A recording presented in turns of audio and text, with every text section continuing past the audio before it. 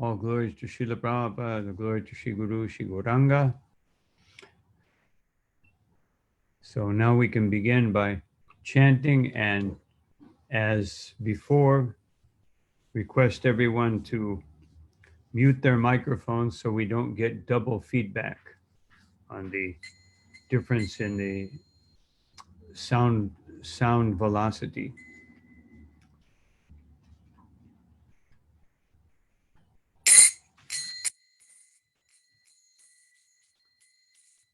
Jaya Radha Madhava Kunja Bihari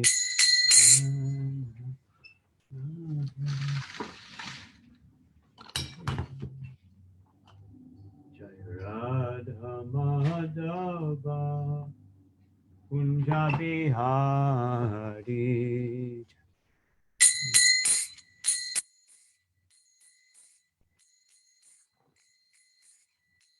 Gopi Jana Vallabha Girivardhari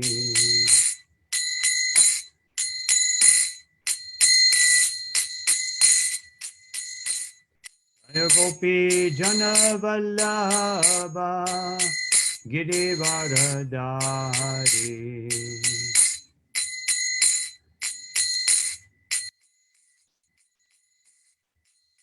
Yashodanandana Bhaja Janaranjana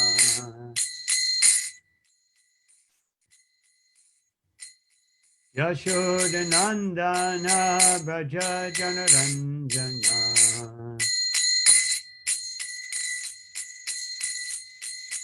Yamunatira Vanachari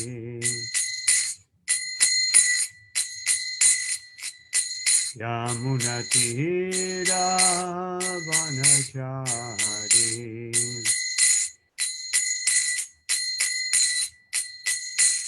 Jaya Radha Madhava Kunja Bihari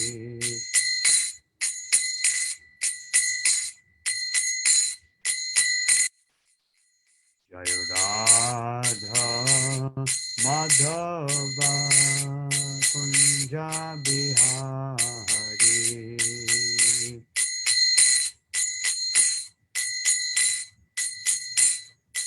Gopi Jana Vallabha Girivardhari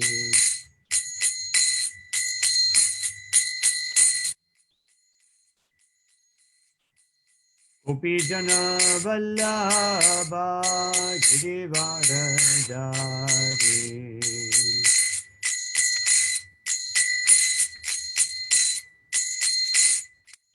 Yashodanandana Braja Janaranjana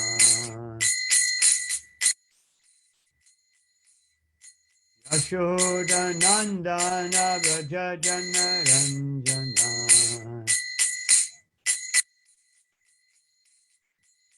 Yamunatira Vanachari Yamunatira Vanachari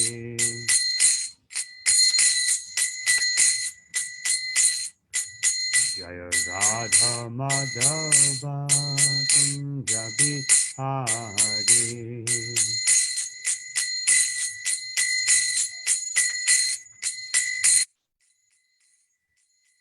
Shri Krishna Chaitanya Prabhu Nityananda Shri Advaita Gadadha Shivashari Bhakta Vrinda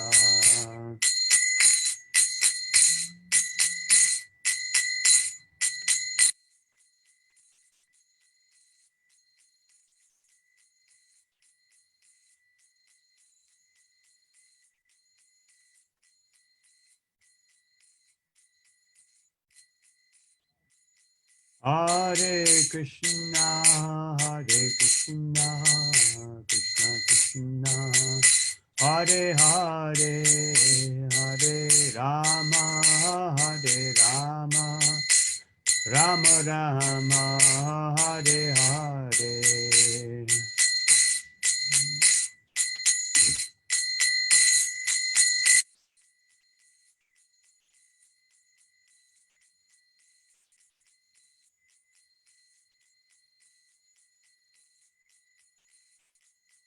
Hare Krishna, Hare Krishna, Krishna Krishna, Hare Hare, Hare Rama, Hare Rama, Rama Rama, Hare Hare.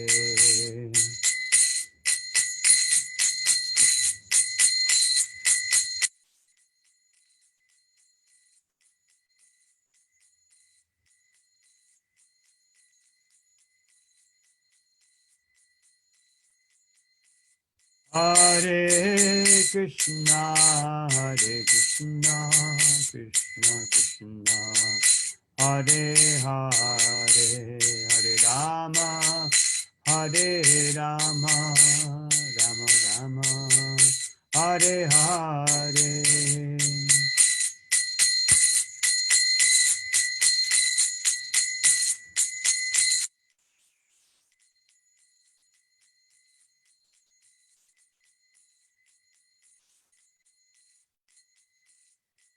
Nitai Gaura Hari Bo, Hari Bo, Hari Bo, Gaura Hari Bo.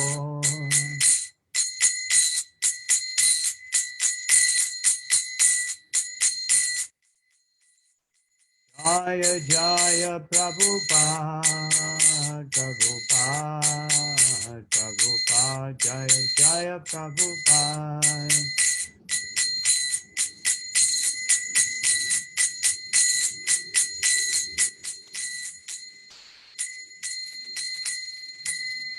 Jaya Vishnupada Paramahanta Paribhaj Gacharya Ashto Tara Sati Shishimat Srila Bhakti Siddhanta Saraswati Goswami Bharat Thakur Prabhupada Ki Jai Nitalila Vishnu Vishnupada Ashto Tara Sati Shishimat Srila Bhakti Siddhanta Saraswati Goswami Bharat Thakur Prabhupada Ki Ananta Koti Vaishnava Bindiki Namacharya Srila Haridas Thakur Ki प्रेम से कहो श्री कृष्ण चैतन्य प्रभु नित्यानंद श्री अद्वैत गदाधा शिवासादि गौर भक्तवृंद की श्री श्री राधा कृष्ण गोप गोपीनाथ श्याम कुंद राधा कुंड गिरि गोवर्धन की वृंदावन धाम की मायापुर धाम की गंगामयी की जमुनामयी की तुलसी देवी की भक्ति देवी की समवेत भक्तवृंद की श्री हरिनाम संकीर्तन की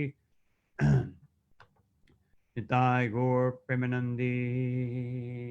All glories to the assembled devotees, all glories to the assembled devotees, all glories to the assembled devotees, all glories to Sri Guru, Sri Gauranga, Srila Prabhupada Ki Jai.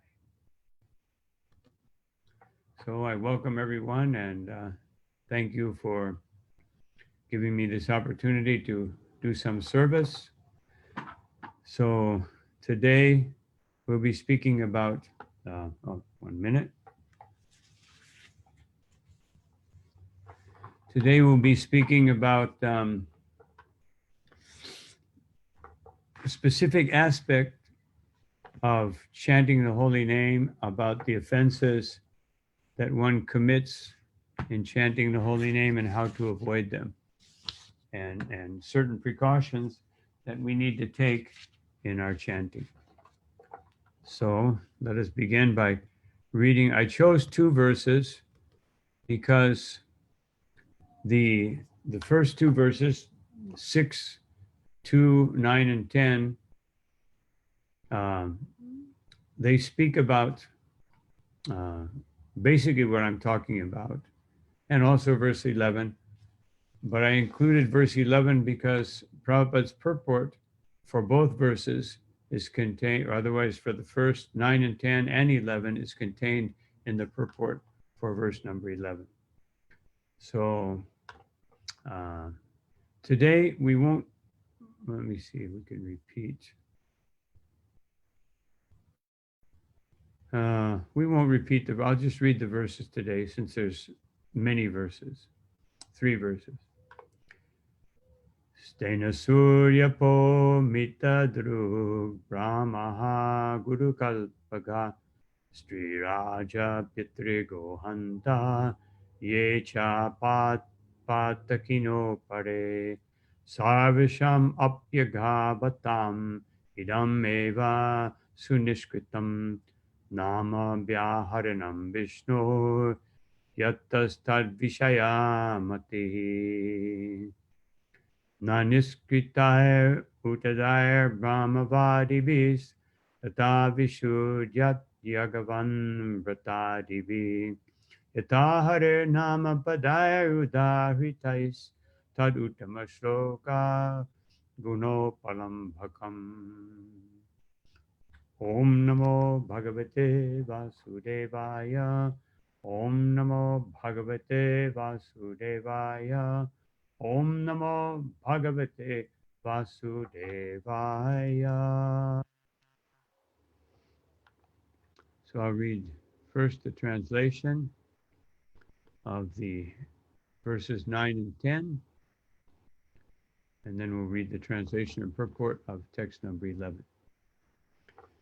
The chanting of the holy name of Lord Vishnu is the best process of atonement for a thief of gold or other valuables, for a drunkard, for one who betrays a friend or relative, for one who kills a Brahmana, or for one who indulges in sex with the wife of his guru or another superior. It is also the best method of atonement for one who murders women, the king or his father, for one who slaughters cows, and for all other sinful men. Simply by chanting the holy name of Lord Vishnu, such sinful persons may attract the attention of the Supreme Lord, who therefore considers, because this man has chanted my holy name, my duty is to give him protection. So I'll read text number 11. There's no purport for text 9 and 10. Naniskritaya uditaya brahmavadibis tata vishudyat yagavan vratadibi yata hare nama padaya udahritais yad uttama shloka gunanugam. By following the Vedic ritualistic ceremonies or undergoing atonement, sinful men do not become purified as by chanting once the holy name of Lord Hari. Although ritualistic atonement may free one from sinful reactions, it does not awaken devotional service, unlike the chanting of the Lord's names, which reminds one of the Lord's fame, qualities, attributes, pastimes, and paraphernalia.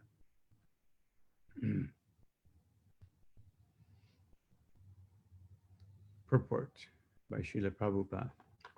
Srila Vishwanath Chakrabarti Thakur comments that the chanting of the holy name of the Lord has special significance that distinguishes it from the Vedic ritualistic ceremonies of atonement for severe, more severe, or most severe sinful actions. There are 20 types of religious scriptures called Dharma Shastras, beginning with the Manu Samhita and Parashara Samhita.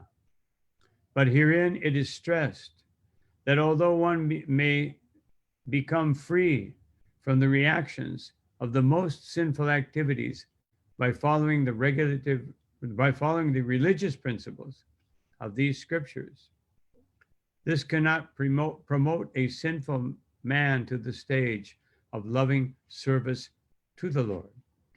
On the other hand, chanting the holy name of the Lord even once not only frees one immediately from the reactions of the greatest sins, but also raises one to the platform of rendering loving service to the Supreme Personality of Godhead, who is described as Uttama Shloka, because he is famous for his glorious activities.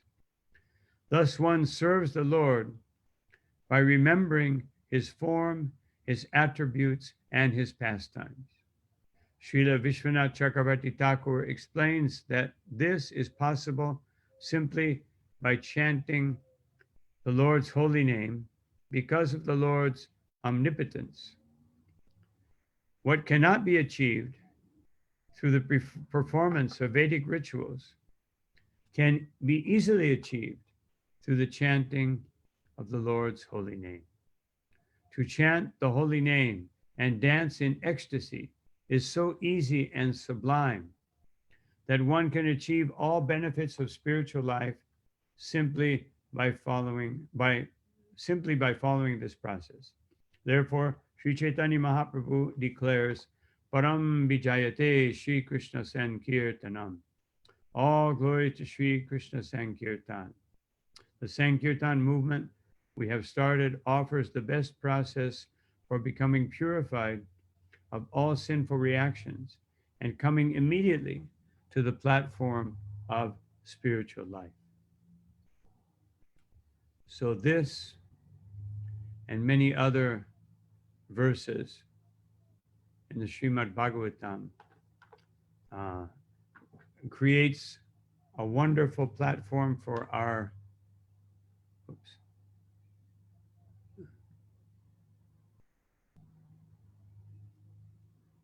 I don't know what happened, but anyway, I think I was absent for a while in reading the purport. Did everyone hear the purport? Yes, everybody can. I saw something here that said I was signed out. So anyway, if you heard it, I won't repeat it. So. Yes, we can hear you, Gurudev. Pardon? Yes, we can hear you. Okay, good. So, Om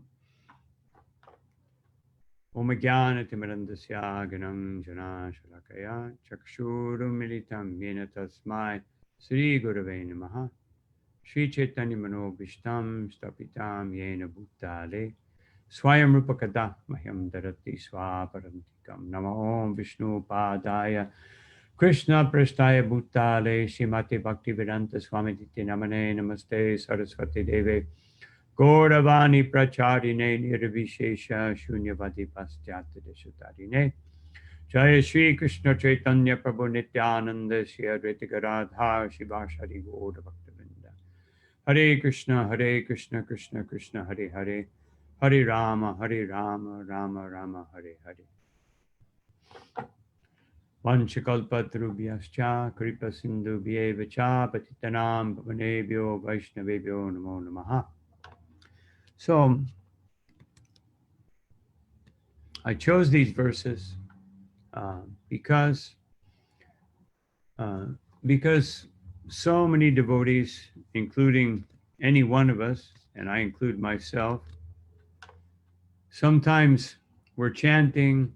We see all through Srila Prabhupada's books, all through Srila Prabhupada's quotations from different shastras, the power of the holy name, the potency of the holy name, the promises of the holy name. Let me see. Anyway, there's so many verses from different scriptures that say if you chant just one time, the holy name will deliver you from past, even in Harinam Hari Bhakti Vilas, it says that just by chanting the holy name once frees all, meaning once, of course, means without offenses. It doesn't mean that I heard my sweet Lord from George Harrison and therefore I'm freed from all sinful activity. It means that you chant without offenses. But you can chant without offenses consciously or unconsciously. And here we're speaking about the most merciful manifestation of the Lord, where a devotee chants the name of the Lord in complete negligence of understanding he is the supreme person, of worshiping him, of performing devotional service. But still, he attains in a very short time Vaikuntha, and he attains a perfect situation for achieving Vaikuntha just by chanting the name of his son. So, of course, I'm going to speak some things about that, which is a very, very uh, interesting understanding of the holy name given by Srila Vishwanath Chakravarti Thakur and Jiva Goswami, and of course Srila Prabhupada all throughout his books, of trying to understand this phenomenon, the power of the holy name. And yet I've been chanting the holy name for so long, and I try to chant sincerely, but it doesn't seem to be taking full effect. I have to struggle. And just on that note, I wanted to refer back to a previous class where someone asked me, or someone commented, Nityangi Devi Dasi, that she feels so much inspiration, or why is it, let's put it in more general terms instead of one individual, feels so much inspiration by hearing from different scriptures, Bhagavad Gita, Bhagavatam, and it's very easy, very pleasurable, gives some degree of spiritual happiness and fulfillment. And yet, how is it that the holy name is not, I don't feel the same thing? How can I come to that point of feeling that same thing from when I chant the holy name? So this was basically the question, and maybe I shortcut it a little bit, so I want to go back just to that question because it is an important question. And in Bhagavad Gita, Krishna says that Indriyane parayahur indriyebhya paramanaha manasastu parabudhi yo budhe parata tusaha. So what is, Krishna says that above the dull matter or the objects of the senses are the senses. And above the senses, indriya para manasa is the mind. And above the mind, manasascha manasastu para buddhir, above the mind is the intelligence. But above the intelligence, yo budhe parata tusa, above the intelligence is the Supreme Personality of Godhead and the soul.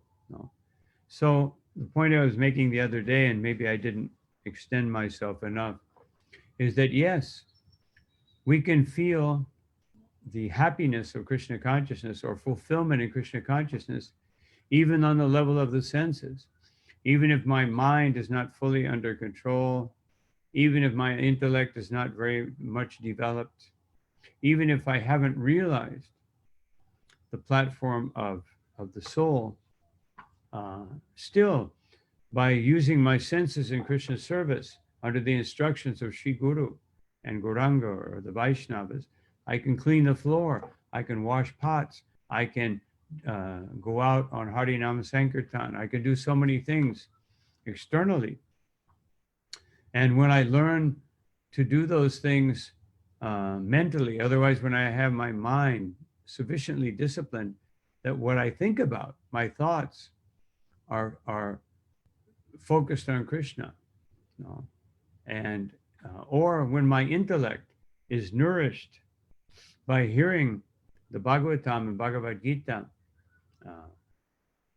then of course these are all platforms of realization. But still, beyond the senses, the mind, the intellect is, of course, there's the false ego, but it's very difficult to worship Krishna through the false ego. We have to actually convert the false ego into real ego by Aham Brahmasmi and Krishna Krishnera Nityadas, that I am the eternal servant of Krishna. So this we can worship Krishna, but still the intellectual platform can be a little dangerous because we can easily be deriving, we can have a mixed pleasure of satisfying the intellect and also, of course, in pure devotional service, a devotee is not looking for his personal pleasure, looking for the pleasure of Krishna. So when we're doing devotional service for our own satisfaction, that is not, it's not sinful, it's not bad, but it's not perfect. Certainly, we're all acting out of personal interest when we're in the category, which Krishna gives 4 categories: the needy, the inquisitive, the distressed, and the searcher for the absolute truth. So as long as we're in one of those categories, we may, especially if we're searching for the absolute truth, it's wonderful. Krishna himself says, this is the best. This person has practically achieved me, he says. But when someone is on that platform, Krishna also says that bahunan janmananante jnanamamam prapadyante, that after many births, otherwise if you stay on that platform of gyan, after many births, you may come to Krishna consciousness. But if one comes onto the platform of the soul, where one really relishes the holy name, because the holy name, we have to understand, let's go to the Shikshastikam. And this is how I'm tying this point into the points I want to make today.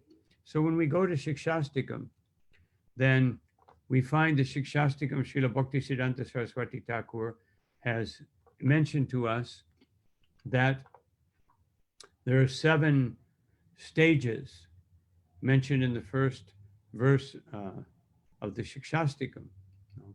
So we'll just consider that first verse. And so first of all, that Chetudarpanamarjanam, cleansing the mirror of the heart. So these as Srila Prabhupada mentions in one purport to the, let's see, that's a purport like Madhya-lila 12, maybe verse 110, verses like 110 or 1, I can't remember the exact verse number. But in any case, there, Srila Prabhupada, quoting Bhaktisiddhanta Saraswati Thakur, says that the things that cover the heart are like grains of sand, dust, and straw.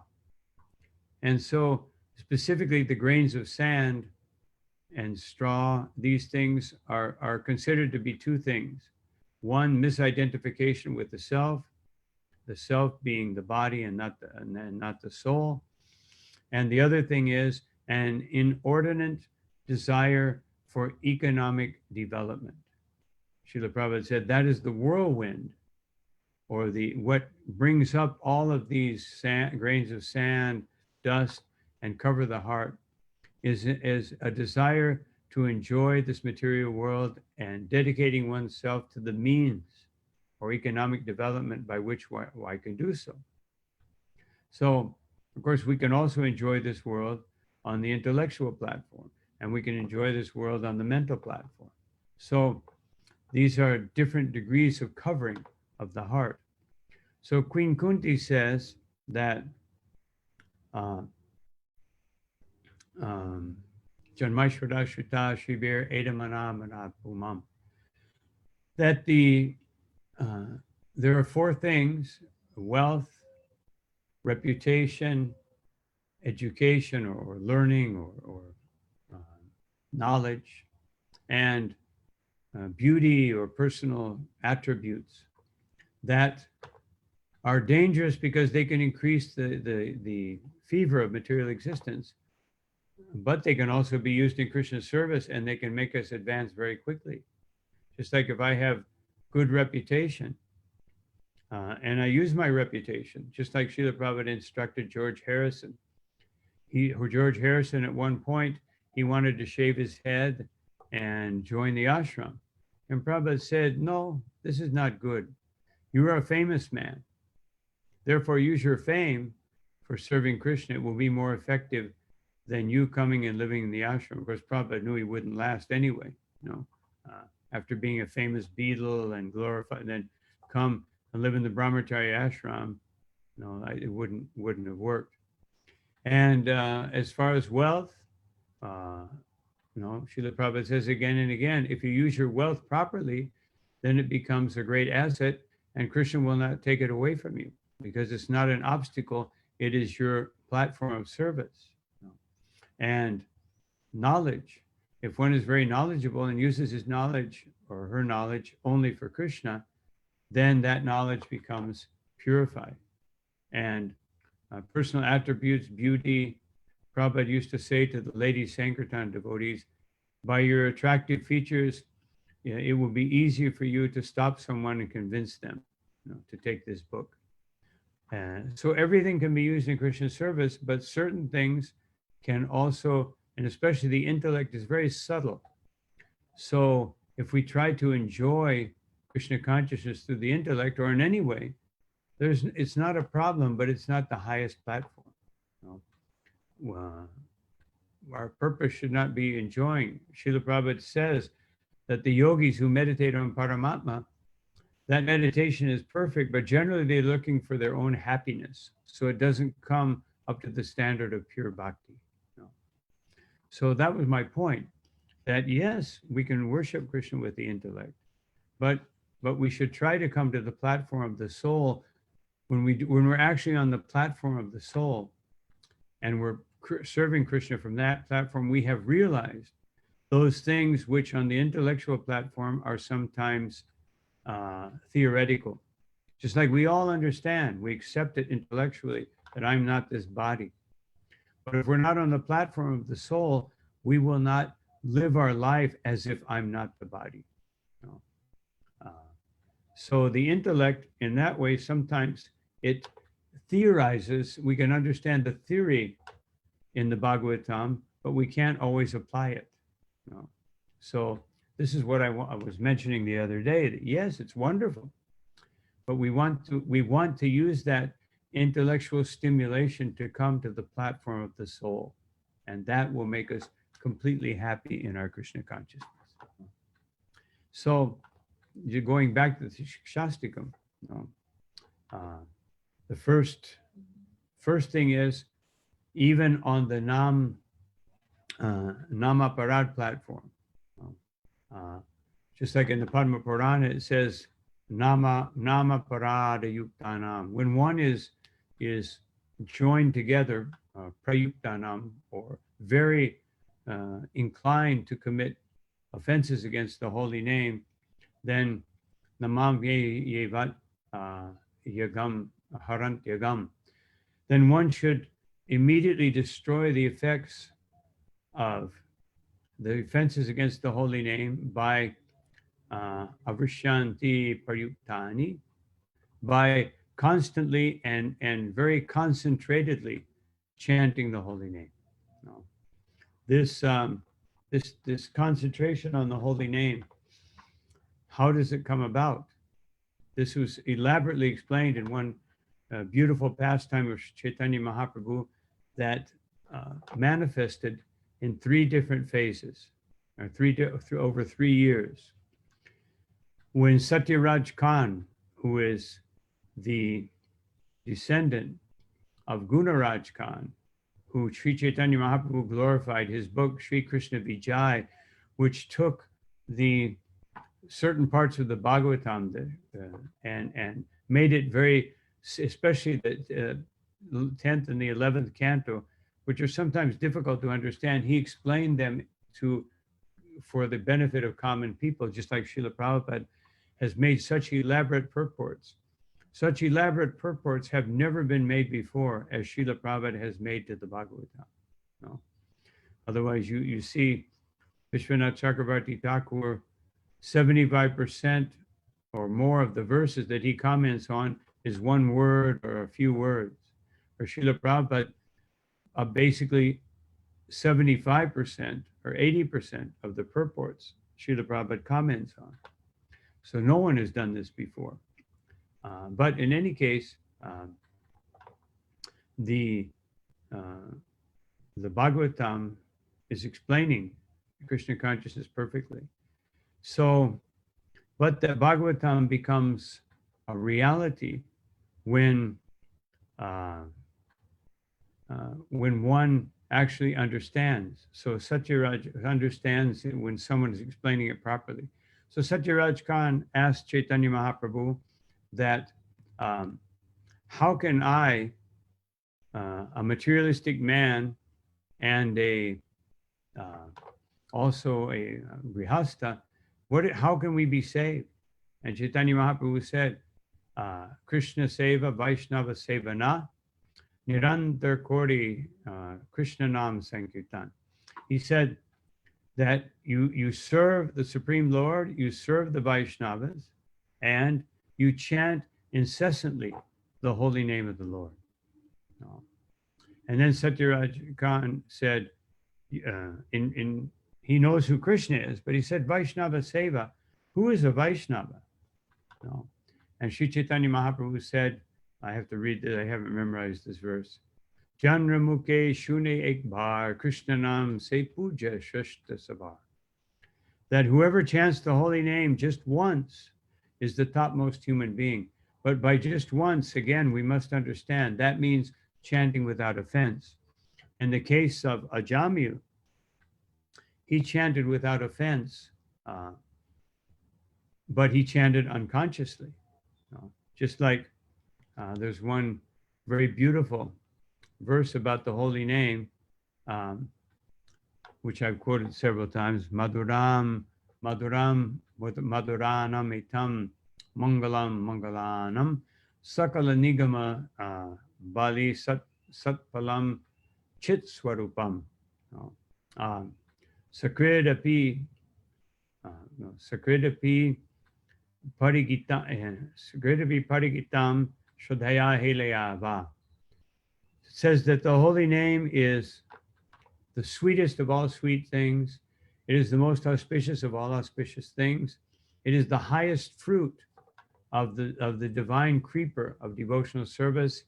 It is the fully, eternally spiritual and a manifestation of the direct spiritual potency of the Supreme Lord. Of course, it is Krishna himself, as another verse says, which we'll discuss a little later, maybe.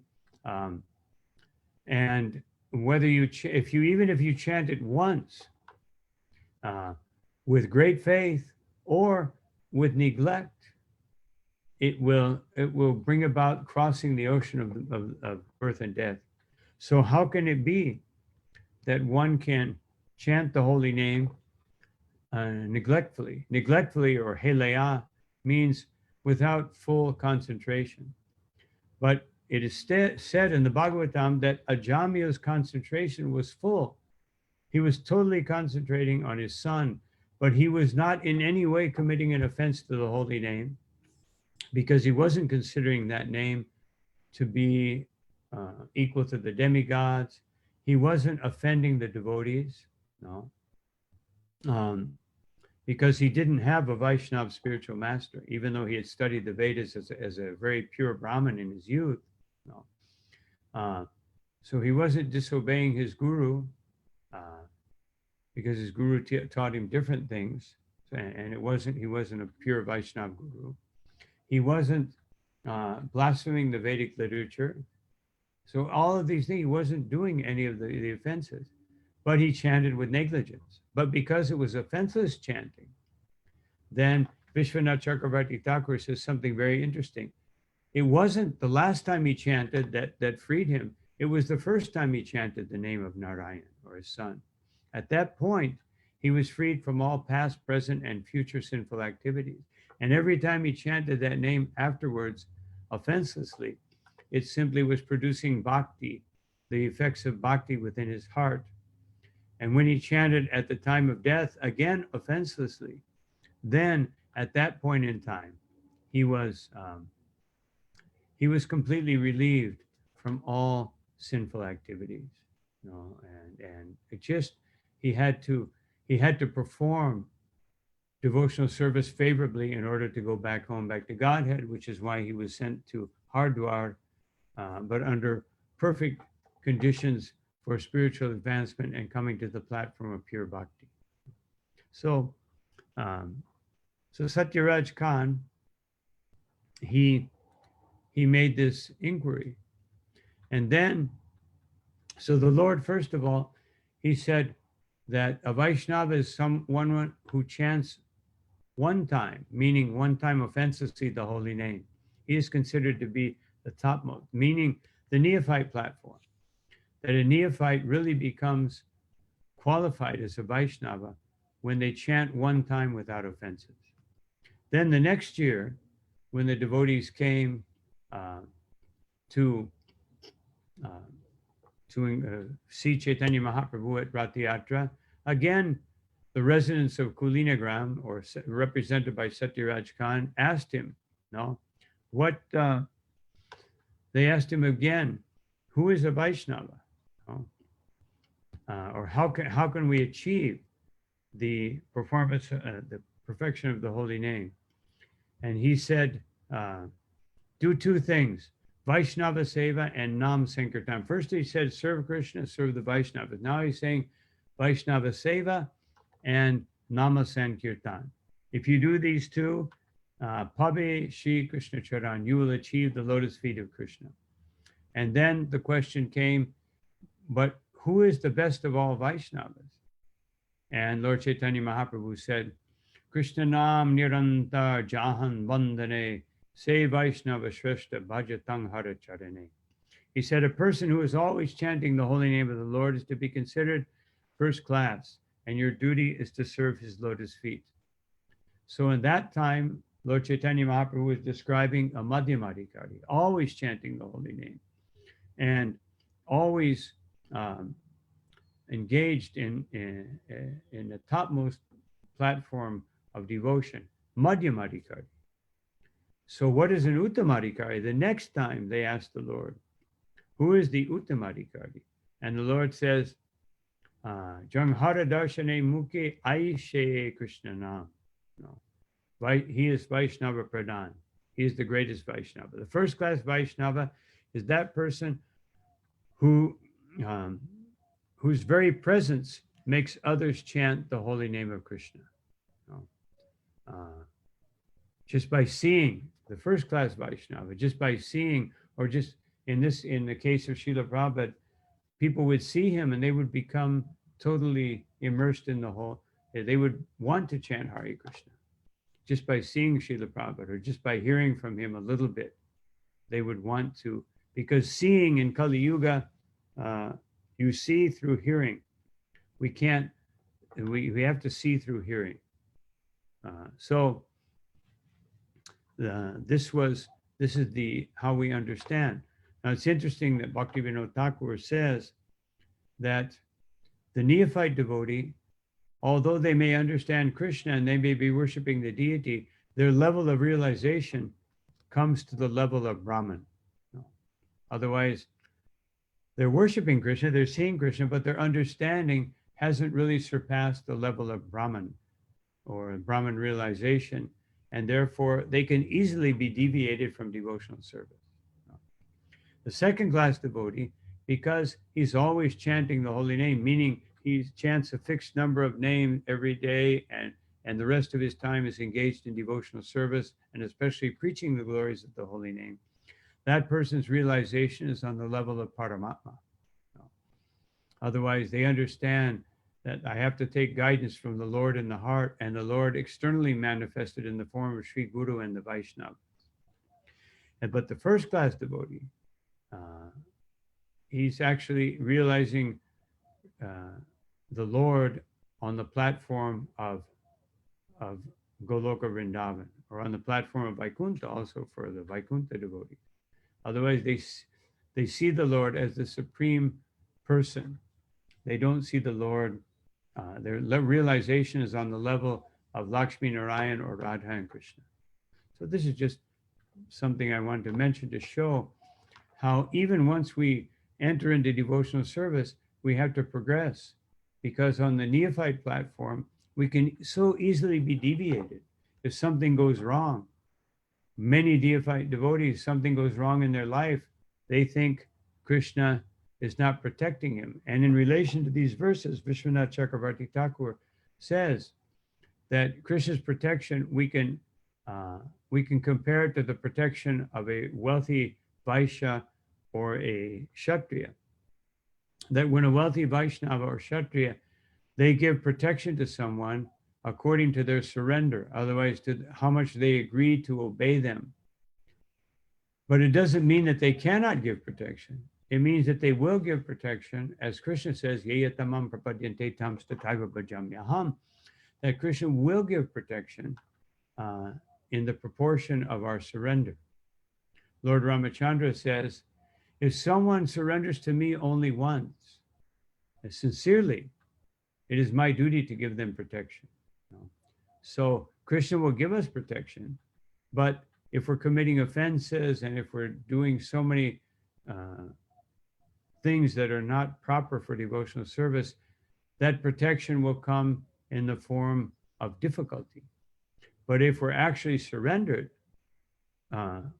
we will see difficulty, and the Lord's direct reciprocation of spiritual happiness coming directly without any difficulty, it will be the same.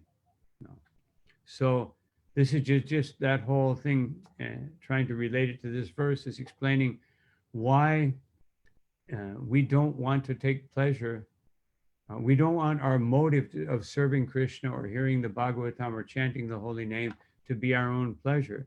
Although pleasure will automatically come, but it should not be our motive. Our motive, generally speaking, the motive for most of us is that we want to stop suffering.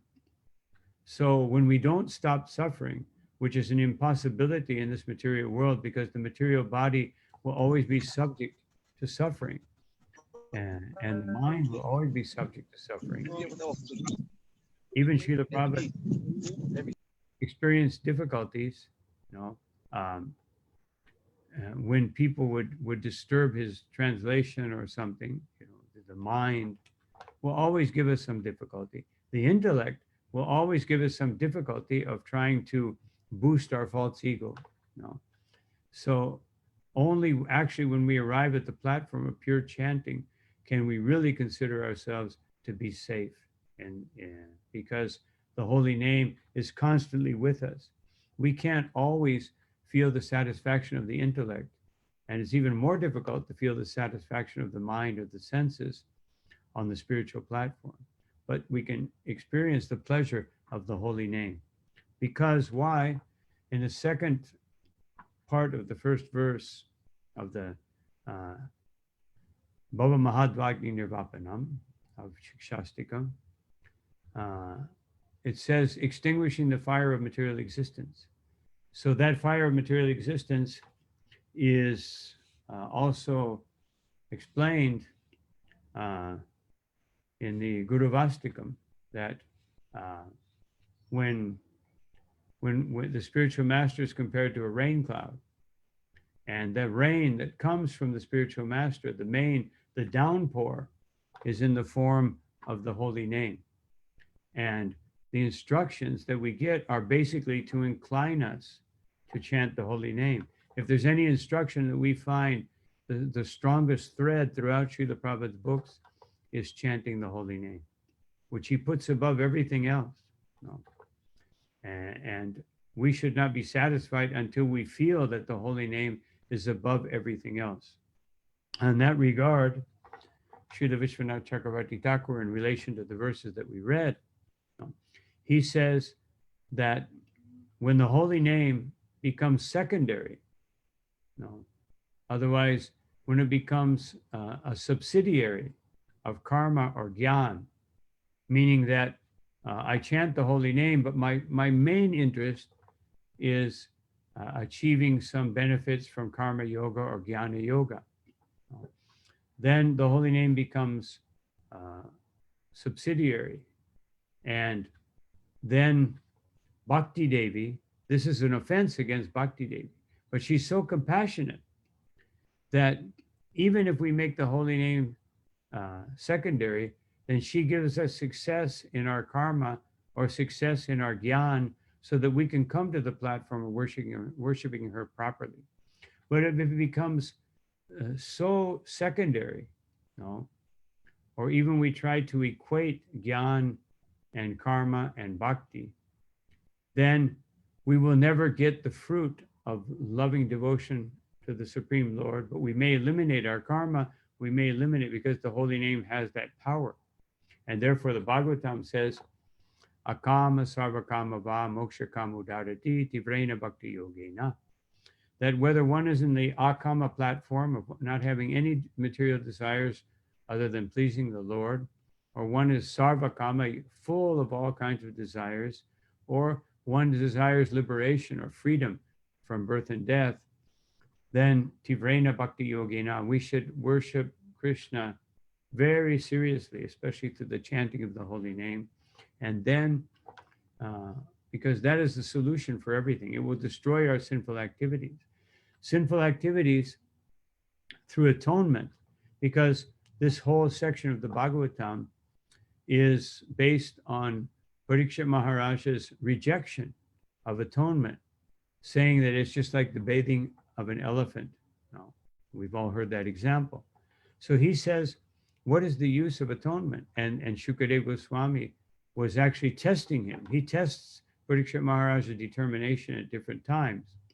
So he was thinking, if he's rejecting atonement, let me make sure that he understands that atonement is a byproduct of bhakti. Otherwise, the destruction of sins. Just like when Sri Haridas Thakur, he was invited to come into the assembly of Raghunath Goswami's father and brother, who would always invite many Brahmins to come and discuss with devotional service. That's how they used their wealth. They didn't use their wealth just to enjoy life, although naturally, it's very natural for a wealthy person to have a big living facility and opulences. Just like Pundarik Vidyanidhi, he showed how someone can be supremely opulent. He had an opulent dwelling. Of course, his motivation for having it was not to enjoy his senses, but was to keep people from glorifying him as an advanced Vaishnava. Therefore, he had so much opulence, and he had his hair so nicely oiled with perfumed oils and the best silk clothing and the best silk decorations and cushions, so that anyone who saw him would think he's a gross materialist and they would never glorify him. But in any case, he showed, as Arjuna and Yudhishthir and so many wealthy Vaishnavas or powerful Vaishnavas showed, that in no way does the power of their devotion deviate them from the process of devotional service, from the internal process. They may have to accept that wealthy position or power, just like Parikshit Maharaj, he accepted a kingdom, he accepted being the emperor of the world. But when he was cursed, he said, finally, I can give up all this opulence and this palace and horses and treasury. You know, when we're aspiring for those things, he's giving them up, you know, very happily. So the internal condition of a Vaishnava is always absorbed in the Lord, totally absorbed. And that absorption is not appearing every once in a while. It is constantly there in the heart of the devotee. And it is their main motivation in life. So we get the opportunity to come to the platform of devotional service, just like the rain of the holy name and transcendental knowledge that comes from the Karuna Gana, or the clouds of mercy coming from the ocean of mercy. And that's very interesting, because when the Brahmin who performed Lord Chaitanya's horoscope, or who gave his horoscope reading, he said that his name will be Vishvambar. And the name Vishvambar is because just as the rains after the dry season come and nourish everything, Vishvambar means that he will nourish the world through the chanting of the holy name, and he does it through his devotees. And therefore, it's very important that, because one can give the argument that a Jamil, he did not get initiated. He didn't have a spiritual master. But that was a special arrangement.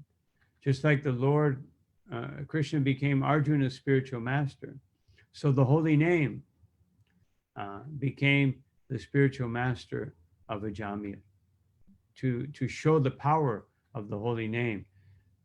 That is so powerful, as Lord Chaitanya said in speaking with Satyaraj Khan, that you can chant the holy name to act doesn't require initiation or even purashcharya or preparation for initiation. But then Srila Prabhupada explains very elaborately that that's the exception.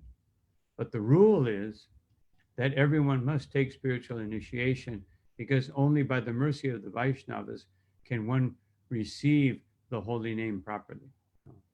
So going on with the Shikshastikam, the third point is that that the holy name really benefits one on the platform of Nam Basa.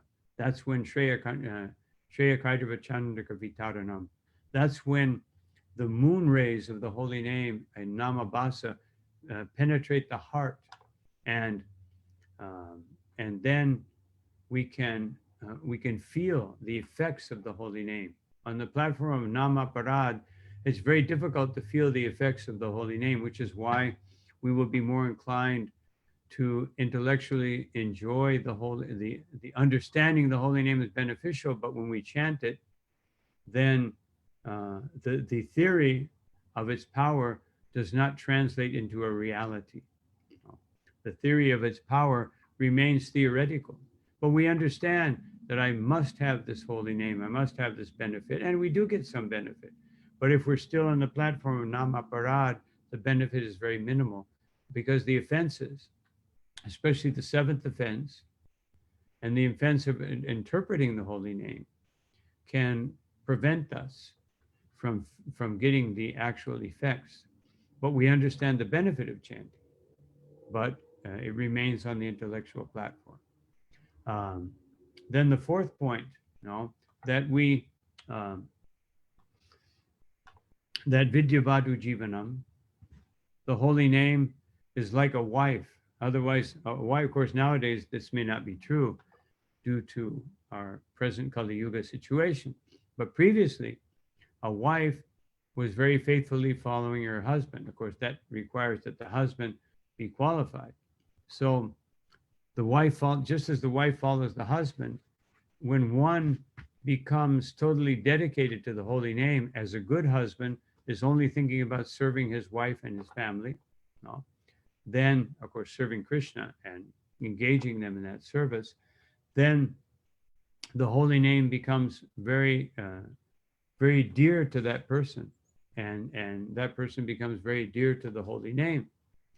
And of course, Srila Bhaktivinoda Thakur gives the example of Bhakti Devi, who is actually like a wife or consort of the Supreme Lord, and her two sons, knowledge and detachment, will follow her. So one automatically attains knowledge, detachment, Vasudeva, Bhagavati, Bhakti Yoga, Yochanaha, Janiyat Yasu Vairagyam, Yanachaya Dahaiktukam. As the Bhagavatam confirms, and Bhaktivinoda Thakur elaborates, that the holy name gives us all knowledge, all detachment, and when we chant it properly. And the fifth point of the Shikshastikam is that Anandam Buddhivardhanam, that the holy name gives us increasing bliss when we actually sincerely and seriously plant the seed of the holy name in the heart. Guru Krishna Prasadi Pai Bhakti Latta Bij. By surrendering to Krishna or trying to understand Krishna, Krishna gives us his devotee. and his devotee plants the seed of devotion in the heart. And when that seed begins to sprout, which is Patipatamritamrasvadanam, then we start tasting the holy name more and more and more. First manifestation is that we actually feel happiness in chanting. The second manifestation is that from the holy name, which is the root of spiritual realization, being Krishna himself, being the root of all spiritual knowledge and understanding, then the holy name becomes more and more manifest, and we can understand the forms of the Lord and the different forms and their different beauties, and their, just like we see the Lord of Nrsimha, Lord Nrsimhadev, his form is the form of protection. We see the form of Ramchandra as the form of the Lord demonstrating morality and dedication to service, and the form of Krishna as the ultimate pinnacle of beauty and transcendental reality. So these things are then the form, then the qualities of the Lord become manifest, just like a flower that's opening up. And when the flower opens up perfectly, the flower of chanting the holy name, then we understand Krishna's Leela. And when we understand Krishna's Leela, Krishna invites us to come and participate in that Leela. Of course, Lord Chaitanya, as he does with the holy name, he also does with Leela. He engages us in Krishna's Leela, in his own Leela. He is Krishna himself. So the Leela of Sankirtan, the more we engage in the Leela of Sankirtan, meaning either we do Sankirtan directly or indirectly, either we do it by preaching, giving out prasadam, giving out books, giving out transcendental knowledge, or we do it indirectly by supporting those activities, then we are actually entering into the pastimes of Sri Chaitanya Mahaprabhu.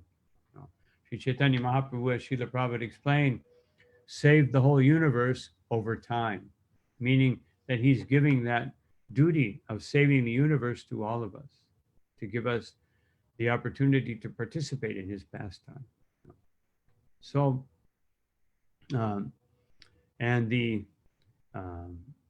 so this demonstrates how the holy name, as it's stated in the Puranas, Nama Chintamani Krishna's Chaitanya Rasa Vigraha Purna Shuddha Nitya Mukto Abhinatwan Nama Namino. That there's no difference between the holy name and Krishna, and that holy name is the transcendental gem of devotional service, which gives us the taste and the understanding of Krishna's transcendental spiritual position. It's complete, it's totally pure, and it's always on the transcendental platform. It is not different from the Supreme Personality of Godhead. So Krishna reveals everything to us.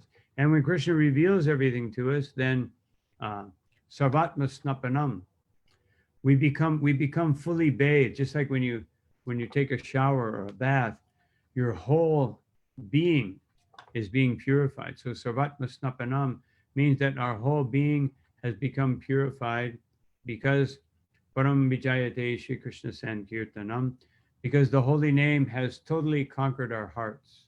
No, when Rupa Goswami spoke of the holy name, conquering the heart, he said that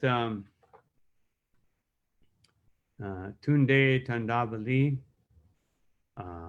Pratim Bitanute Tundavali Labdaye Karna Krodha Kadambidi Gatayate Karnam Buddhibhyas Priyaha Chaita Prangana Sangini Vijayate Savindriyanam Tim.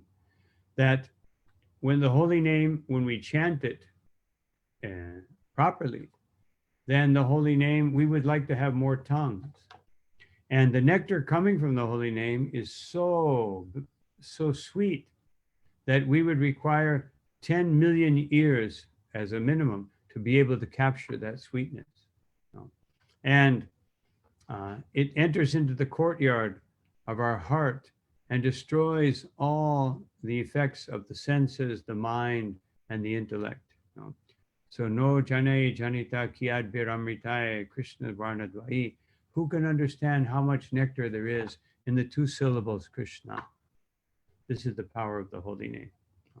So, uh, so Lord Chaitanya, even in his first verse of Shikshastikam, he elevated the holy name to the highest platform, which completely eradicate the existence of material life. So I mentioned that Haridas Thakur, he came into the assembly of these Brahmins, and then the relatives of Raghunath Das Goswami, Hiranya and Govardhan, they began to glorify Haridas Thakur, and everyone else began to glorify Haridas Thakur as if they had thousands of mouths. And then two Brahmins, one of them said, no, the holy name can destroy all sinful activities. And another Brahmin said, no, it's greater than that. It can give us liberation. And then Haridas Thakur said, actually, these two things are byproducts of chanting the holy name. It is not our purpose of chanting the holy name, although it may be the motivation of someone who's approaching the platform of the holy name. But it is not the purpose of the holy name. Purpose of the holy name is to experience love of Godhead. And I want to experience it, not even for my own happiness, but so that I can serve Krishna to the highest degree.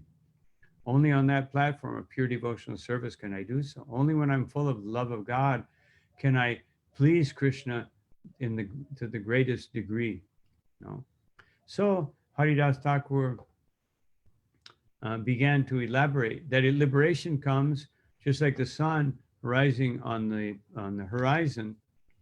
The sun, as soon as you see light coming from the sun, before the sun has risen, no? But that light takes away the fear of thieves and ghosts and all kinds of undesirable elements. You know, of course, some people are possessed by ghosts, so they may see them even at midday, but a normal person will feel relief. And then when the sun actually arises, you feel greater relief. So when we come to the platform of spontaneous bhakti, which means the sun is actually arisen, then we wait, as Bhaktivinoda Thakur says, avidya,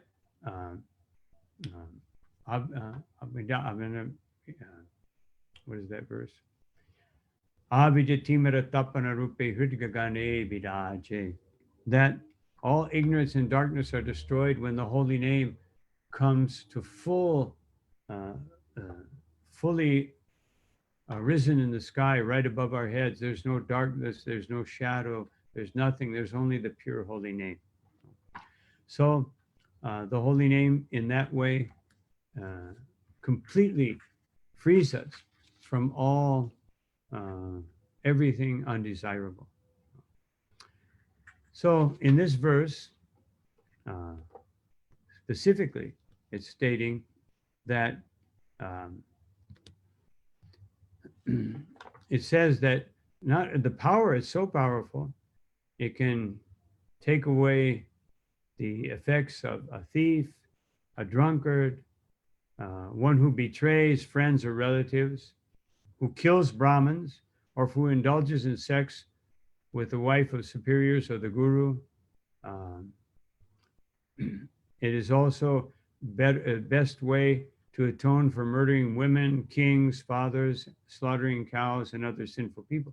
That doesn't mean that we chant the holy name and then we do these things thinking, well, I'll just chant more when I kill this Brahmin or when I kill this woman, or hopefully none of us are on that platform. But people may think this way. And therefore, this is the seventh offense against the holy name, and it is very grave and very sinful. So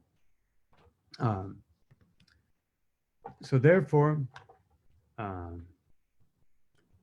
we should understand that atonement or pious activities or being a nice person or trying to be a nice devotee, that may atone for the effects of sins, but only by coming to the platform of minimum namabhasa, can we destroy the root of sinful activity. And of course, this was explained to Parikshit Maharaj in the very beginning of this canto, sixth canto, where Shukadeva Swami, after hearing Parikshit Maharaj's confirmation that I cannot accept atonement, which means sacrifices and all these Vedic things that we do, they're good for people who are on the karma kanda or jnana kanda platform. But for a devotee, no, a devotee wants to destroy the roots of all sinful activities. In the case of a Jamil, one can question, how is it that a Jamil, especially if he was able to eliminate sinful activity at the beginning of his the first chanting, the first offenseless chanting, how is it, why did he continue to perform sinful activity? So Vishwanath Chakravarti Thakur gives us some interesting insights. He says, first of all, no, that I just wrote this down because it's a lot to remember. That even in the sense of, in the case of very serious devotees, or even in the case of pure devotees who have just come to the platform of pure devotion, that the impressions of previous lives have already been, otherwise they came to the platform of devotional service in this life, so the impressions of previous lives are still there and may appear in the form of accidental fall down, which is why Krishna said, Apichet sudaracharo bhajate mamananya sadureva samantavya. Even if a devotee commits some abominable sinful activity, if they immediately reestablish themselves in devotional service, not for 3 hours or a day and a half, but permanently in their lives, or it may happen 1 or 2 times because of previous impressions. And in the case of a Jamil, his bhakti was accumulating as he chanted more and more, but the sinful activities or the impressions from previous activities was still very strong. So that may be one reason. Another reason may be that that if everyone immediately got the effects of chanting one time the holy name of Krishna, then all materialistic shastras dealing with karma and jnana, karma kanda, jnana kanda, they would all be somehow or another eliminated. And people would artificially either try to chant the holy name to eliminate things, or to, instead of chanting the holy name, to glorify Krishna, or that they would conclude that some people have to conclude this, that that chanting the holy name really, it can't be that one can chant like a Jamil one time, and the holy name is so powerful that it takes away all sinful activities. And therefore, so that people don't artificially conclude that or commit this great offense against the holy name, then all this karma kanda, jnana kanda is sometimes mixed in, even in the life of a devotee who's seriously chanting. But the chanting and devotional service will always be on the prominent platform.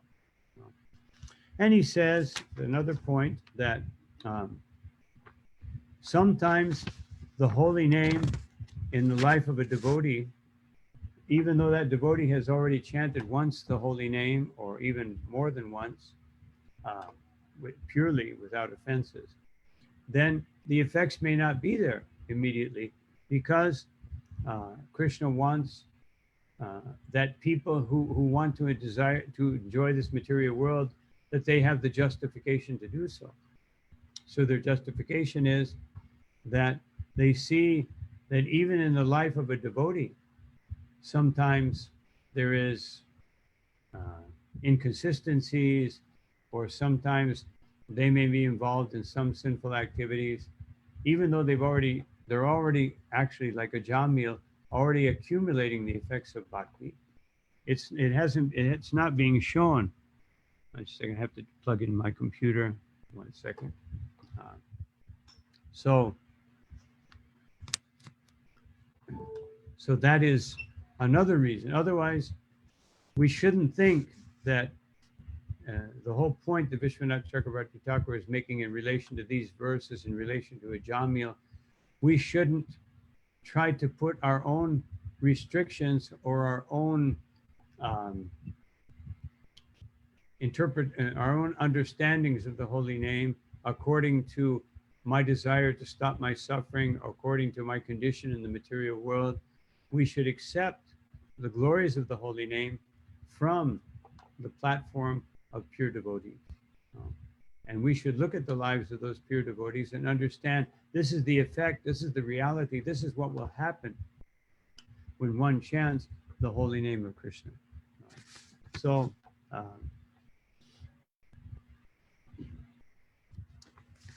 so these are some explanations on these particular verses. And especially I wanted to just conclude by going to the verse 11 and the purport.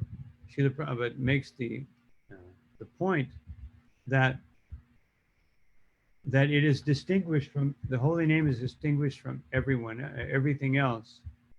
And especially that Vishwanath, in his explanation, he says that this also means that even Nam Padai, which is in the verse 11, it says, Yata Harir Nama Padai Udahritais, which means, Srila Prabhupada explains it, that the holy name of Lord Hari, Nama Padai, by the syllables, when it's chanted, Vishwanath Chakravarti Thakur goes even a step further by saying Nama Padai means even if a holy name is contained within a statement where one did not intend to glorify the holy name, but the holy name is there and it was chanted without offense, it will immediately clear away sinful activity. And one should never doubt this. Even though one may not experience it, one may say, wait a minute, I said Bola Rama 10 years ago before I was chanting, or I said some other name unconsciously. So yes, you got an effect from that, but the effect may not have manifested. And the effect of that may be that you came in contact with the Vaishnavas. And now after that contact, you're struggling to come to the platform of pure devotional service. And it's only a struggle because we are so identified with the body and we are so caught up in the material environment that surrounds us that it makes it seem like a struggle, when actually it's the most simple and sublime thing that any of us can do. So just like every religion has this miraculous effect of surrendering to the Lord, but they don't define, they don't have an understanding of how that surrender takes place step by step, or how it's an ongoing thing. They make it very cheap. You surrender because you believe in God. You surrender because you're part of this religion. And they consider that surrender. But our acharyas, and especially Srila Prabhupada, says surrender means there is not a drop. Full surrender means there's not a drop of desire to enjoy this material world or to do anything except pleasing Krishna. That is full surrender. And that is the platform that will take us back home, back to Godhead. So I just wanted to conclude also by finishing the story of Haridas Thakur, that he began to explain that liberation is easily achieved by the holy name. Otherwise, if you're really chanting properly, Nama Basa, then liberation will come. And as it's stated in by different acharyas, and especially Bilba Mangala Thakur, that the holy name becomes a humble servant. I'm sorry, liberation becomes a humble servant. And even um, Sanatana Goswami, in the beginning of his Brihad Bhagavatamrita, he says that liberation has become very distressed in the age of Kali, after the appearance of Sri Chaitanya Mahaprabhu, because uh, liberation is completely uh, covered over, the desire for liberation, by bhakti.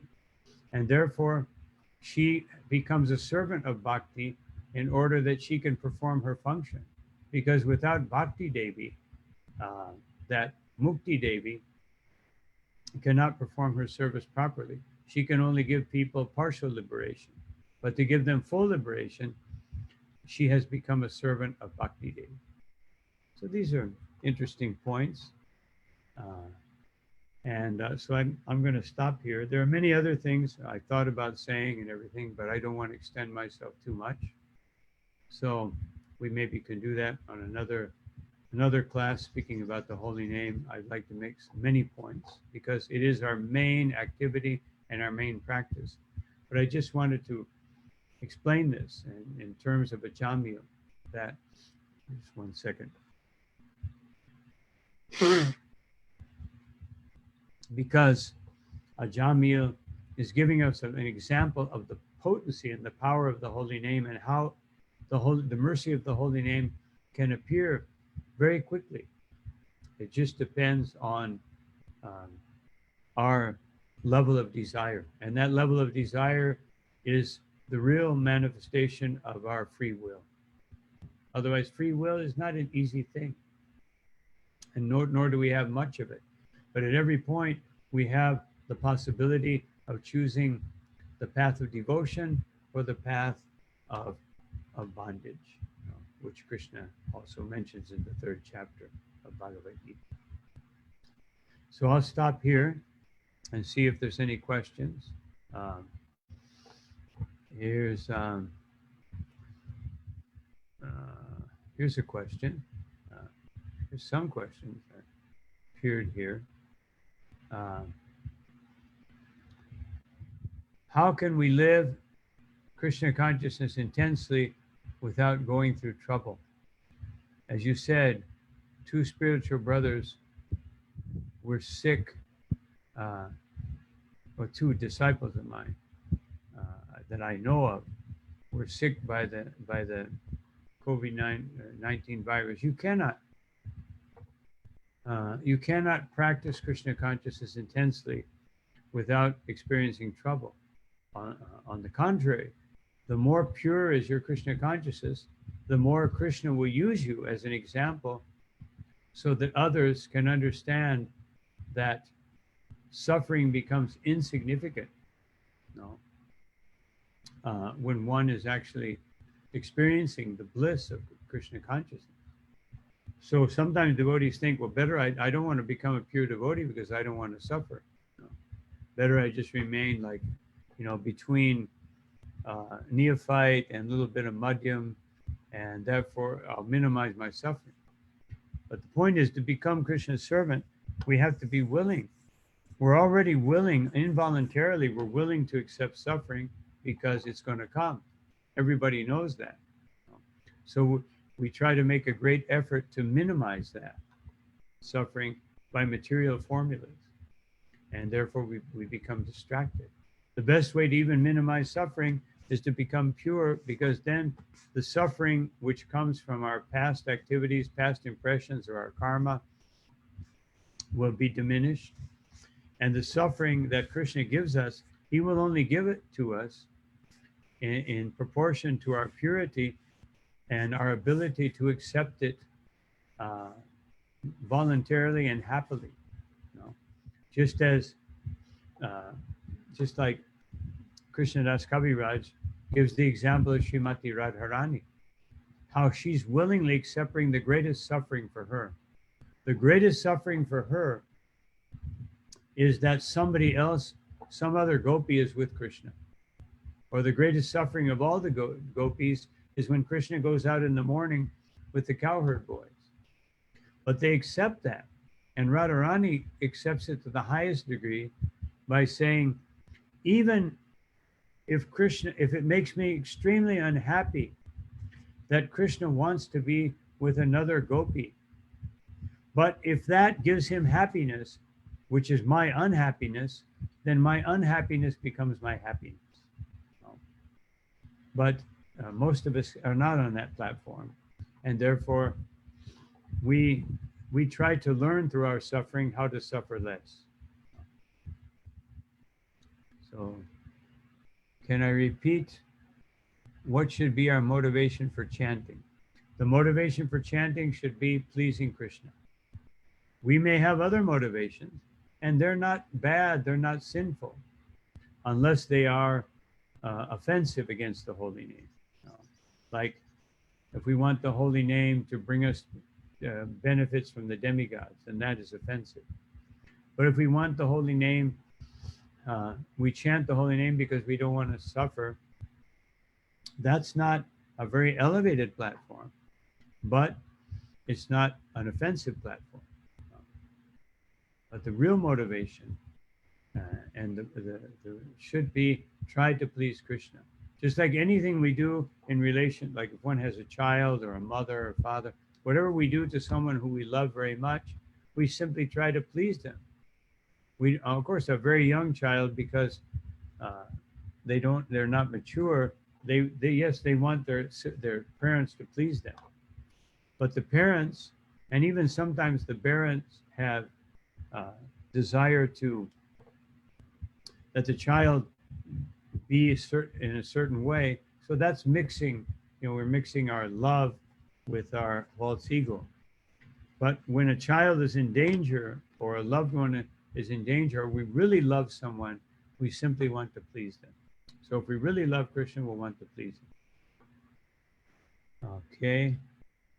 It says here, let's take a live one. Bhagavan Narada has raised his hand. Okay, I'm unmuted. Hare Krishna Guru Maharaj, my obeisances. I have a kind of a question. You spoke earlier about revealing Krishna's plan, and I find myself that I get a little bit impatient, sometimes frustrated while Krishna's revealing his plan, because I want it to kind of hurry up and go my way. And therefore some offenses may happen towards the service, towards a devotee, in my mind, whatever it may be. So as you're explaining these things, they're very purifying, powerful, it's the truth. But at the same time, it's so far from where I can say I am at personally. And I've found myself becoming a little detached from my mistakes. So my question is, in one sense, I'll clarify, is like, how do we as devotees accept these things, aim for them, but at the same time not beat ourselves up when we make a mistake or an offense and feel guilty? Because I've seen devotees, as soon as they make an offense or they realize they're not like on this Uttama Adhikari platform, they just kind of fade away, or they lose confidence, or insecurity may creep in. So how do we balance these things of understanding where we're at and accepting who we are per se, and continuing to kind of push forward without beating ourselves up at the same, because it's very overwhelming, it's very intense, and it's very purifying, of course, but it can become overwhelming. Yes, how does a person who wants to make $100 million have the patience to, just not say, well, I'll just play the lottery, and when it comes, that'll be okay. No, they work for it, because the goal is so important to them that it makes the effort worthwhile.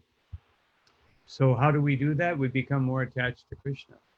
We become, by hearing and chanting his holy name in the purest way possible, and hearing more and more about him, it takes us out, which of course is, we can understand that process in the Bhagavatam 1, 2, verses 15 through 21.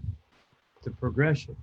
The progression is that when we acquire transcendental knowledge from Sri Guru and the Vaishnavas and Shastra, then by doing that, then we come to the platform of Shinvatam Swakata Krishna Punya Shavan Kirtanam, chanting and hearing properly.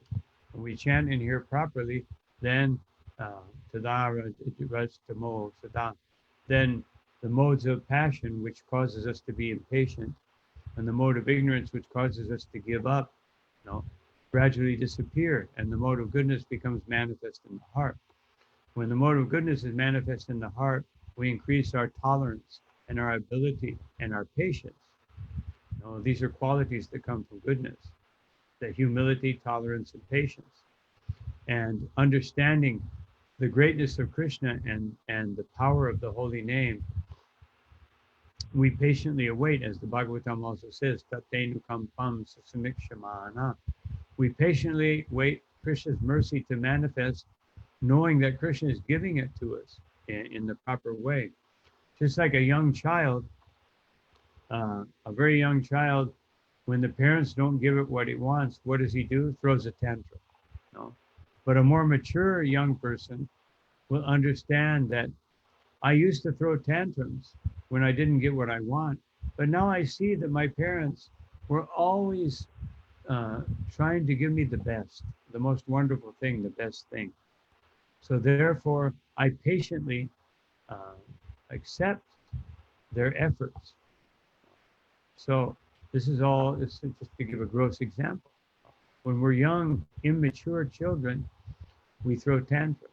So when we're young, immature devotees, we also throw mental tantrums and we become disturbed when Krishna doesn't give us what we want, when we want it, how we want it. But as we become more mature, and how do we do that? How do we make that transformation? By association with devotees who are more advanced than us, and we see the effects or the product or the final result, or at least the ongoing result of bhakti. And therefore that gives us the strength and determination to come to that platform. So the association of devotees, spirit chanting of the holy name, hearing the Bhagavatam, which is recommended by Chaitanya Mahaprabhu, living in a purified atmosphere, this gives us the ability to continue to advance, even though our the mode of passion and ignorance will try to make us give up the process of bhakti. And therefore, Srila Prabhupada said, as we discussed the other day, it's don't be surprised who leaves, be surprised who stays.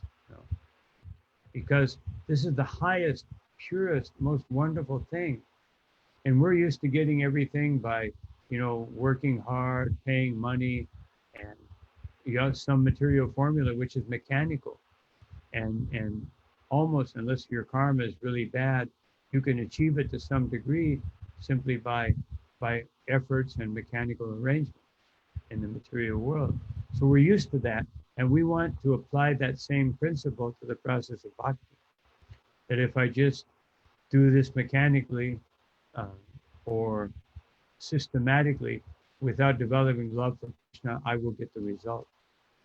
But the result will come when we start loving Krishna. And we will start loving Krishna when we're willing to sacrifice and accept his idea, his plan, his intervention as he likes it. Just as the immature child becomes submissive to the parents when he realizes that what they're doing for me is actually for my benefit. That's I hope that helped you. Yeah. Something, I don't know, I can't hear you now. I don't know what happened.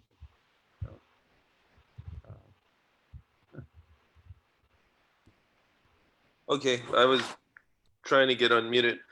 I just wanted to say thank you for that answer. And the one thing that just stuck out to me is when you said that the modes of passion or ignorance will make us quit. And I've heard this in many different ways, but right now that really struck a chord, is to see it like that rather than of course, some person or some opportunity missed, but it's actually these modes that are discouraging us at times. So I appreciate it. Thank you so much. Okay, something happened here. Prashta, maybe you can help me out. Oh, here it is. Okay, it's just appearing. I got this list of everybody. Here it is. Okay, let me just try to get rid of this. I don't know why that happened. Anyway. Okay. Sorry, somebody asked the verse. I didn't see the chat. I don't have somebody put it. Okay. Here's a question, another question. How can we avoid consumerism when we depend economically so much, you know, at every moment, at every step in it? Of course, a devotee does try to depend on Krishna. How can we avoid it? By consuming only what we need and not becoming a victim of consuming things that are unnecessary.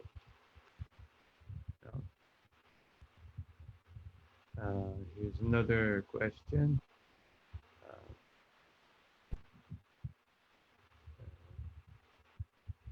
Do we derive any real pleasure from chanting? And is that an impetus to improve our chanting? Yes, we will derive benefit from our chanting if we do it seriously. We may not feel the pleasure, but the pleasure, just like in the case of a Jamil that Vishwanath explains, that bhakti was manifesting in his heart. The bhakti has to manifest to the point where it's not covered by our ongoing desire to enjoy the material world. Then the pleasure of chanting will become more and more manifest. But in the meantime, we should try to experience the pleasure of chanting in kirtan and be dutiful to try to experience the pleasure of chanting in our japa. But in kirtan, if we just participate in the kirtan, which we heard in Srila Prabhupada's purport, by chanting and dancing, which means kirtan, or harinam or kirtan, then we'll feel that pleasure. And by feeling that pleasure, then we can understand that there is even a more intense pleasure available to us if we can just associate with Krishna properly and with the proper degree of respect and the proper degree of absorption. I hope that satisfied Radha Vallabha Prabhu. Okay. How does glorifying the holy name and glorifying the devotee compare in ending subtle envious feelings toward Vaishnava? Well, glorifying the holy name and glorifying Krishna is our duty. And once we understand that we are devotees. And glorifying devotees, of course, it's also stated in the 11th canto that one should not glorify anyone nor criticize anyone, but of the two, better to glorify. But in the case of a Vaishnava, we should always glorify them. But the best way to glorify a Vaishnava is to glorify, to follow their advice, to give them that degree of respect and veneration that that we were doing what they said or what they recommend. That's the best way to glorify a Vaishnava. And how does it end the subtle envious feelings toward Vaishnavas? Well, sometimes they're not so subtle. If they're subtle, it may be easier to destroy them as long as you can detect them. Sometimes we can't detect our envious feelings. When we can detect them, then what should we do? Chaitanya Mahaprabhu said, if you offend a Vaishnava or you're envious of a Vaishnava, the best way to eliminate it is to constantly chant the holy name and serve those Vaishnavas. So the more we serve the Vaishnavas, instead of just theoretically glorifying them, but actually serving them, then the envy toward Vaishnavas gradually goes away. So here's a question. So could you could say that by not chanting properly, one gets caught up in all those things. That is the basis of everything. Is that the basis of everything? No, if we chant, if we're not chanting properly, meaning if we have some tendency to commit offenses, as I cited from the verse from Padma Purana, if we're trying not to commit offenses and we chant constantly trying not to commit offenses, which is why the devotees they try to chant offensively. So if we try to do that, and we chant, every morning, a sincere devotee recites either mechanically or internally the offenses against the holy name, so we try not to commit them, then we will not get caught up in all the other problems that come from offensive chanting. But if you don't try to eliminate offenses, you just think, well, what can I do? I'm working hard, I got so many problems. Then yes, you will get caught up in so many things, and your bhakti will not develop. You will simply be able to eliminate the effects of past sinful activities and other things, which may make you misinterpret the holy name and give you a sense of, wow, the holy name, look, I'm getting benefit from it. Just like one devotee, he said, yeah, by chanting the holy name, I'm meeting more girls than I used to. So therefore, this chanting is great. So this is offensive. So Ananda Vardhan has a question. Can we become attached to Srila Prabhupada's Leela, like Juhu Beach troubles, in a small scale? I'd experience at this moment to build a shrine. Oh, I see. So the question is, can we, I see the question is, can we, by hearing Srila Prabhupada's Leela, like the troubles he had to go through in Juhu, can we use that as an impetus to experience the problems in building a shrine to Sri Sri Radha Madhava in Argentina? Yes, it should be our incentive. Srila Prabhupada went through such a struggle, and having the police come, the army came and tried to tear down the walls. They did actually tear down some of the structure when in the initial structure. So many problems to show us our much less problems in doing something, that yes, we have the inspiration. Everything in Srila Prabhupada's life was an intense example of something that we have to go through to a lesser degree to be the inspiration for us to do so. Here's another question. By chanting Jaya Radha Madhava more times than the Maha Mantra, is the same result achieved, since Radharani is the perfect match? Actually, Jaya Radha Madhava is a wonderful, but it's a bhajan. Even in Kirtan, in one conversation between Jayadvaita Swami and Srila Prabhupada and other devotees, they said, Prabhupada, can we chant Bhaktivinoda Thakur's songs in Kirtan? And Prabhupada said, Shri Krishna Chaitanya Hare Krishna. I said, well, Prabhupada, can we chant other names of Krishna in Kirtan? And Prabhupada said, Shri Krishna Chaitanya Hare Krishna. So the holy name is the Maha Mantra. And Jaya Radha Madhava is a wonderful bhajan, but also it's a very elevated bhajan. So even to come to the point of chanting Jaya Radha Madhava perfectly, we have to chant the Maha Mantra. And Radharani is much more present in the Maha Mantra than she is in Jaya Radha Madhava, because we say Hare more times than we say Krishna and more times than we say Rama. Krishna and Rama together are equally chanted. But Hare, which is Srimati Radharani, is chanted 8 times every time we say the Maha Mantra. So it is the greatest way.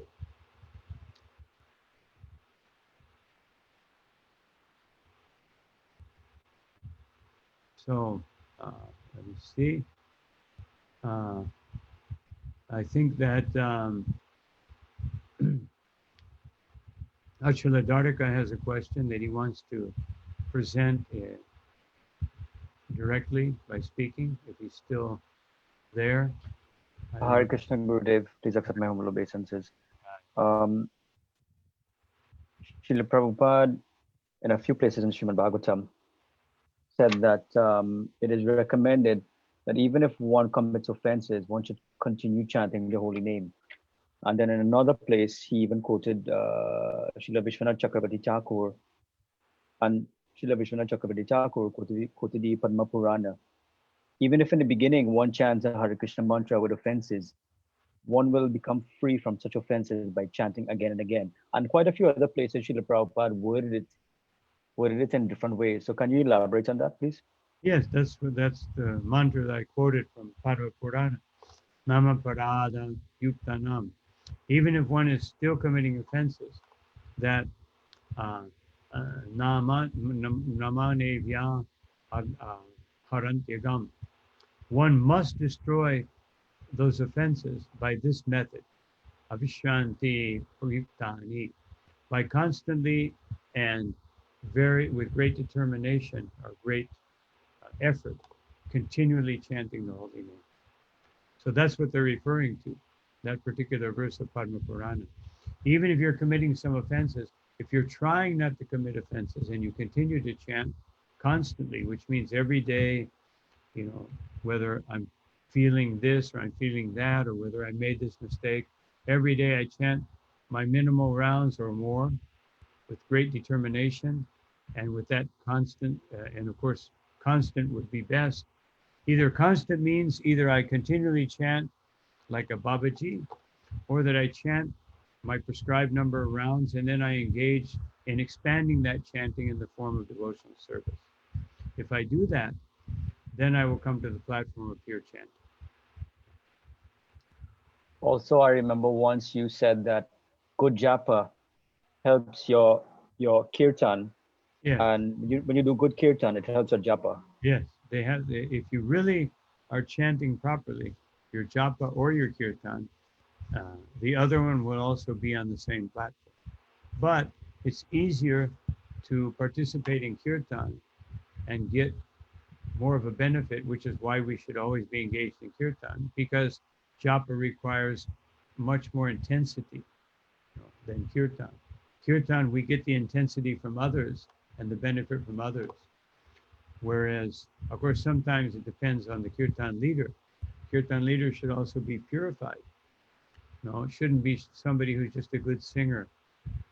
It's interesting that Bhaktisiddhanta Saraswati Thakur, when he was leaving this world, he didn't choose the person with the best voice or the best melody. He chose the person who he thought could best chant the bhajan that he wanted to hear. So this is another consideration, that in kirtan we should also follow the general rule that the most qualified person to chant is the person who has the superior position in bhakti, meaning that that person who the devotees recognize is the most advanced devotee, not the best singer and not the best voice, unless we're talking about a presentation to the public where we want to make it in such a way that it will be, that people will sit and listen. So yes, they should be identical. We should come to, if they're not identical, we know that I have to work on the other one. If I chant very nice japa, but I'm not attracted to kirtan, then it means that I have to work on my japa and to that it will create a desire for kirtan, and work on participating in kirtan. And if I love kirtan, but I don't like japa, it means that my kirtan is not, is not where it should be. It means that I'm trying to enjoy the holy name rather than serve the holy name. So I hope that helps. Let me see now. Here's some more questions. Some people pronounce the name Prahlad and others say Prahalad. Is there a difference? And is one incorrect? You can disregard this question if you wanted to anyway. So the name Prahlad means Prahalada or Prahladan, Ladini. Ladini or Alada means blissful potency. But the Ladini Shakti is not Al-Ladini Shakti, it's Ladini Shakti. And in this case, Prahlad is Prahlad. It's not Prahalad. It's Prahlad. So there is a word Aladha, which means bliss, but the proper name pronunciation is Prahlad. If somebody says Prahalad, well, that's their way of mispronouncing Sanskrit, not using the proper sandhya, which means combination of two syllables. So it's not offensive, it's not bad, but the proper way is Prahlad, not Prahalada. Okay. Okay. Okay. Advertisement here.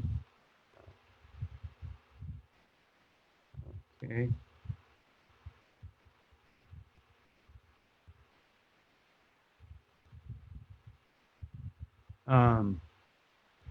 Okay. Here's a question. I was told by someone that the Gayatri Mantra is more powerful than the Maha Mantra. Can you clarify? No, it is not. It has a specific purpose. One of Srila Prabhupada's godbrothers explained it in a very nice way, and Srila Prabhupada explained it kind of similar. But he said the Gayatri Mantra reaches up to liberation, and the Maha Mantra goes beyond liberation. No. Otherwise, Gayatri Mantra is a mantra to purify ourselves and connect ourselves more with Krishna. The Maha Mantra is the maximum manifestation of the holy names of the Lord, so it is greater. It is the greatest. Therefore, it's Maha Mantra. Okay. Krishna Madhavasyam Prabhu asks, of the 5 most powerful processes of devotional service, listening to Srimad Bhagavatam is one of them. Only by listening to Srimad Bhagavatam can we achieve perfection. Just as Parikshit Maharaj did it. Or are examples not applicable to us, or are they very high? So I see this question is, yes, listening to the Bhagavatam, but before listening to the Bhagavatam, it's recommended associate with devotees, because by that association, we would develop attraction to the holy name. By chanting the holy name, our hearing the Bhagavatam will become purified. And by hearing the Bhagavatam, our understanding of the holy name and understanding of the benefit of the devotees will become greater. So although association and chanting generally precede the hearing of the Bhagavatam, they all complement one another. Then by hearing the Bhagavatam and understanding the benefit of living in Vrindavan, we will want to purify our living place. And by understanding from the Bhagavatam that worshiping the Lord is the ultimate goal of life, we will want to worship the deity and Tulsi Devi. So all of these 5 processes are connected, and Yes, they're all very high, especially if you try to do one of them only, or one of the processes of devotional service like Parikshit Maharaj, Shukadeva Goswami, Prahlad Maharaj, etc. If you want to just do one of them to perfection, as these devotees did, it doesn't mean that they didn't do the other process. It's not that Shukadeva Goswami didn't hear. He heard from Vyasadeva. It's not that he didn't remember Krishna, but his prominent process was speaking the Bhagavatam or Kirtan. And so these are prominent. Doesn't mean that those devotees who exemplify these processes don't perform the other processes. It just means that that is their main process. Just like the main process for Bali Maharaj is surrender. So I hope that answers the question.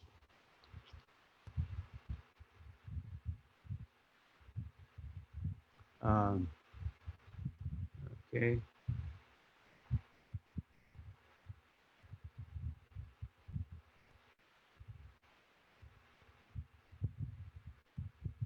Here's a question. I've recently been hearing Nrsimhadev is also acceptable to use, or is it Narsimhadev? My children have been asking which to use. Different pronunciations. You can say Narasimha. Nisingha is more proper in the sense that that's what our acharyas use. But Narasimha or Narahari, it's also acceptable.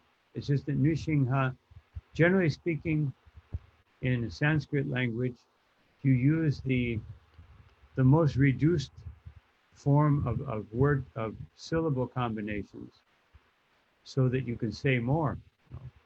But both are acceptable.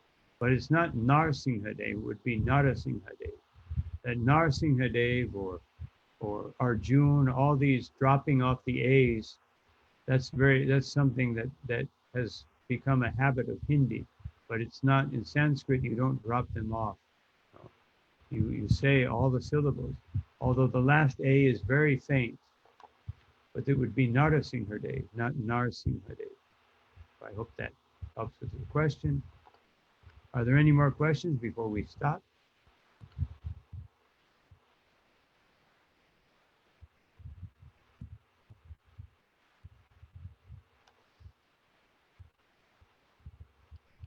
Here's a question. How to have more interest in reading Srila Prabhupada's books than being on Facebook and all social networks? Chant the Maha Mantra, associate with devotees, perform devotional service, and especially hearing. Hearing makes us understand the benefit of Krishna consciousness, and also associating with devotees who are feeling happiness in Krishna consciousness gives us the impetus to do what will be beneficial. Actually, one of these days, I'm going to give a little bit of a class on the dangers of Facebook and social networks. One of the greatest dangers is that so many devotees bring issues, internal issues, that concern devotees practicing devotional service or people's attitudes. So when you put that on Facebook, then it can diminish or destroy the faith of new persons or neophyte devotees. And if you do that, then you commit an offense. You commit a Vaishnava aparadh. So one has to be very careful about commenting things unnecessarily on social media. Social media should be used to glorify Krishna. And then if someone wants to bring up problems or difficulties, better with a small group of concerned persons approach more advanced Vaishnavas who can help understand it better, rather than putting it all out. And then we have all kinds of people commenting who are not qualified to comment because they're commenting from the platform of sense gratification or the platform of personal speculation or whatever. So yes, better to hear How can one have more interest? Understand this is the highest benefit, and understand that too much time spent on social media, unless you're preaching or discussing about Krishna, is just prajalpa, Gramya Kata, which Lord Chaitanya Mahaprabhu says we should avoid at all costs. Anyone else have a question?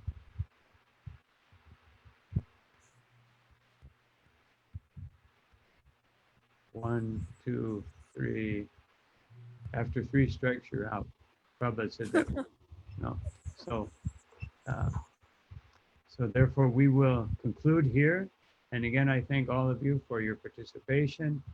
And I hope that we can do more and more classes and associate more in that way. Thank you very much.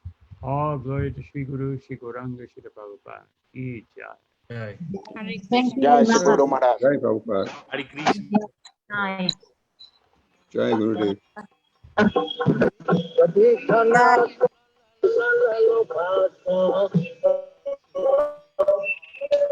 Hare Krishna Guru.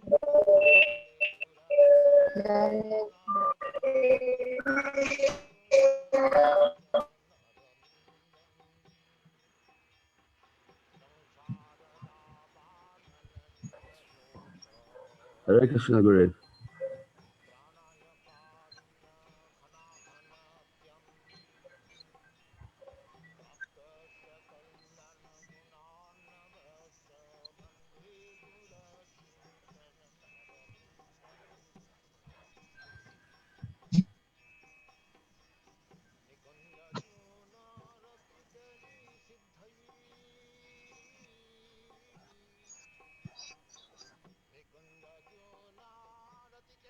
Thank you.